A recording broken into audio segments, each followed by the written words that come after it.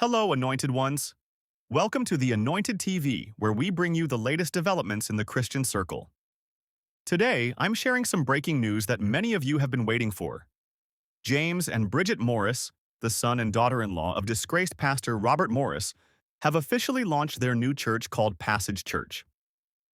Their first service was held this past Saturday, April 12th, at St. John Church in Southlake, Texas, just 2 miles away from Gateway Church, the megachurch founded by Robert Morris that the couple resigned from last year. The timing couldn't be more significant, as this launch comes right on the heels of Robert Morris's recent indictment on child SA charges. For those who may not be familiar with this ongoing situation, let me give you some context. Last summer, Gateway Church was rocked by serious allegations when Cindy Clemisher came forward, accusing Robert Morris of SAing her in the 1980s. According to Clemisher and authorities, this began when she was just 12 years old, while Morris was a traveling evangelist, staying with her family in Oklahoma.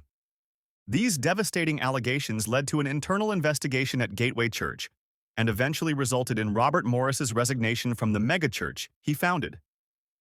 An Oklahoma grand jury formally indicted Robert Morris on child SA charges. He surrendered to Oklahoma authorities and is now facing up to 20 years in prison for each of the 5 charges of lewd, indecent acts with a child. When the scandal first broke, James Morris, who was serving as an associate pastor at Gateway, and his wife Bridget, who was an executive pastor, both resigned from their positions. This was particularly significant because James was widely considered to be the heir apparent who would eventually take over leadership of Gateway Church from his father. Their departures came at the beginning of what would become a major crisis for Gateway, with reports indicating that the church has since experienced elder layoffs and lost tens of thousands of members from its congregation. After months of silence following their resignations, James and Bridget Morris finally broke their silence in September 2024. They announced on social media that they had been taking time to rest, pray, and hear from the Lord after this last season, and claimed they had received divine guidance to embark on a church planting journey in the near future. Fast forward to March 11th, 2025. Interestingly, around the same time that Robert Morris was being indicted by the Oklahoma grand jury, James and Bridget announced on Instagram that they would be launching Passage Church on April 12th. Here is the announcement video. Hey everyone, thank you so much for going on this journey with us, praying for us as we have been seeking and looking everywhere for a location. Well, God has provided, and we are so grateful because now we get to tell you where and when we will be meeting as Passage Church. We are so excited to get to announce where we will be kicking off our services. Pastor Denny Davis at St. John's Church here in Southlake, Texas, has graciously opened up his doors to us. Their church has been so hospitable, and they are welcoming us as Passage Church to come in and use their building on Saturday evenings. Yes, so the very first service of Passage Church, you will want to be there. Yes. It is on April 12th, which is also Palm Sunday weekend. For us, it's going to be Palm Saturday because we meet on Saturdays at 4 p.m. And also, we just want to say we are so grateful for Pastor Denny Davis for being so kingdom-minded, opening up his church, opening up his arms to just welcome us here. So thank you so much, Pastor Danny. Thank you so much, St. John's. But also, on Saturday, April 12th, you are going to want to be at Passage Church. That's right. So we'll see you right here. In the video, they invited followers to attend Passage's first service on the weekend of Palm Sunday, just a week before Easter. What's particularly notable is that initially, James had stated that his new church wouldn't be located anywhere close to Gateway Church. However, it now appears that he was led to launch Passage Church just a short distance from his former church. This raises an interesting question. Is James Morris attempting to attract members of the Gateway Church congregation who remain sympathetic to the Morris family? Could he be hoping these individuals will consider leaving Gateway Church to join Passage Church? Let's watch this clip from the first service of Passage Church of James, explaining how they settled on their launch location. We are so grateful for this moment. We have been praying for you guys all for so long, and so now to see you all here, it is so exciting. And so we wanted to tell the story and what a testimony it is, even that we are in this building, because we looked long and hard searching for a place that we could all meet. Yes, so we started in our home. And that only lasted so long. Everybody kept saying, can we invite our friends? I was like, at this point, no. We have tables and chairs everywhere. We've packed everybody in as tight as we can possibly get us. We've got to find a place. And so then we did a few interest socials, and more people were like, we want to be with you. We want to be there. And we were like, that is amazing. Lord, you're going to provide a place? So we started calling I called every ISD in like the greater Dallas-Fort Worth area to see if we could find a school, a wedding venue. We had a great problem. There were too many of us. We looked at office space. We couldn't looked at fit. Everything you could imagine. Yes, James was calling on any building that said like for lease or for sale. James was making calls. We had a few realtor friends that were helping us try to find somewhere. And it was just like no door was opening. And you know when you're being faithful and you're like, okay, Lord, I feel like I'm following with what you're telling me to do, and yet no door is opening, so surely you have the place that we need to be. Yeah, and so we were searching, and I kept feeling like I should call Pastor Davis or message him, which is the pastor of here at St. John. And I'll be honest, there was a little bit of a hesitation in me because it was in Southlake. But initially, when everything, we first started praying, the first thing that we prayed is, Lord, are we supposed to move our house? And so we did not feel like we were supposed to move. So we knew it had to be within this area, within this region. But I was like, with Gateway and everything, I should probably not be in Southlake. But I kept feeling like God was impressing my heart to reach out to Pastor Davis of St. John. And so finally, I was like, and another side story.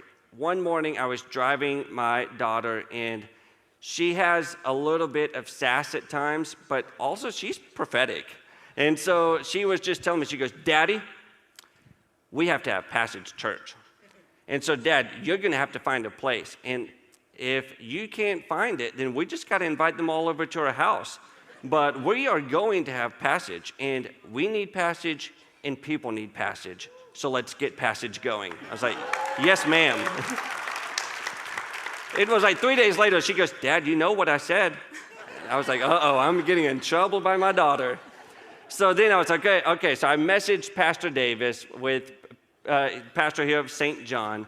And in that moment, I didn't really know what to expect. I've heard no a lot at this point, that I was comfortable with that. And we started to have a saying between us. What's the worst they can say? No. We had heard it a few times, so we were like, we're just gonna try it. And so with that, I reached out to Pastor Davis, and he quickly responded and said, yes, I think we should meet and talk through what this would look like. I didn't know if this was a joke or what. I was so grateful. And the whole time, he's been so kingdom-minded to just say, hey, we're all doing this together as part of the kingdom. And so we want to do this with you. Something else he shared with me the first time we met is he shared that actually that 2 other people had kind of reached out for the building, and he prayed about it and didn't feel like he was supposed to rent the building out to them. Also, that morning he was praying, just thought, I wonder how James and Bridget are doing now with everything. Well, that afternoon, he's praying, saying, well, Lord, I'm about to see my friends. What am I going to tell them of why I'm not going to rent out the building to them? And just then is when I messaged him, and he just felt like God said to him in that moment, because the building's been on hold for them. And so God's had this here. It was just waiting for my daughter to get on to me so I would go ahead and obey the Lord, I guess. So we were just so honored and so excited, and all of St. John, they have been so arms open, so kind, so amazing. So hospitable, so generous. We are so very grateful. Yep. So we would love to just introduce Pastor Davis and let him share a little bit, and then we want to pray for St. John as well. So, According to reports, approximately 300 to 400 people gathered for the inaugural service of Passage Church on Saturday, April 12th, Palm Sunday weekend. The service was hosted inside St. John Church, Unleashed in Southlake, Texas. During this first service, titled Triumphs and Trials, James Morris focused his sermon on Palm Sunday and the story of Jesus' triumphal entry into Jerusalem the Sunday before his resurrection. Notably, James also addressed some of the personal struggles he and his wife have faced, telling the audience that they have faced a lot of trials. He paraphrased a prayer that he often says to God, "Lord, it just doesn't make sense to me, but I pray, Lord, I don't care. It doesn't have to make sense to me because I don't have a plan B to worship anything else, and so I choose you no matter what." What's particularly significant is what wasn't mentioned during the service. According to reports, there was no acknowledgement of the serious allegations against Robert Morris, no public statement about James and Bridget's stance on the matter, and no discussion of their departure from Gateway Church. While hundreds gathered inside for worship, about 5 protesters stood along the sidewalk outside the church. They carried signs with messages protesting the service, including one reading, "She was 12, and wore shirts with messages like "Silent No More" and Ephesians 5:11, a Bible verse that says, "Have nothing to do with the fruitless deeds of darkness, but rather expose them."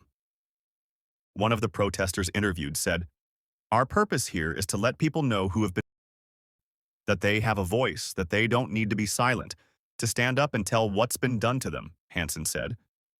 She also raised concerns about whether Passage Church has any financial or relational connections to Gateway Church, adding, "It's disappointing that James and Bridget are starting a church so quickly.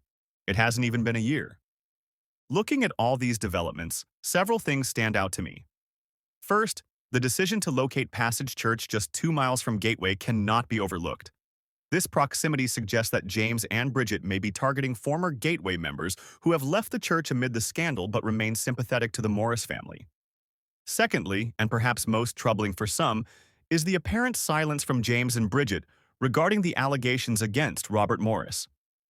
While they may have addressed this privately with their congregation, the lack of a public statement denouncing SA of minors is concerning. As leaders in the Christian community, they have a responsibility to take a clear stand against such behaviors, regardless of family ties. The protesters outside the service represent an important voice in this situation, a reminder that the church must be accountable, transparent, and vigilant in protecting the vulnerable. The sign reading number, "Sign She Was 12, serves as a powerful reminder of what's truly at stake here. However, the launch of Passage Church represents a new chapter for James and Bridget Morris. But many questions remain unanswered. As this story continues to unfold, we at the Anointed TV will keep you updated on any new developments. If you found this information helpful, please like this video and subscribe to the Anointed TV for more updates on developments within Christian leadership circles. Don't forget to hit the notification bell so you don't miss any of our future videos. Thank you for watching, and may God bless you all. See you in the next video.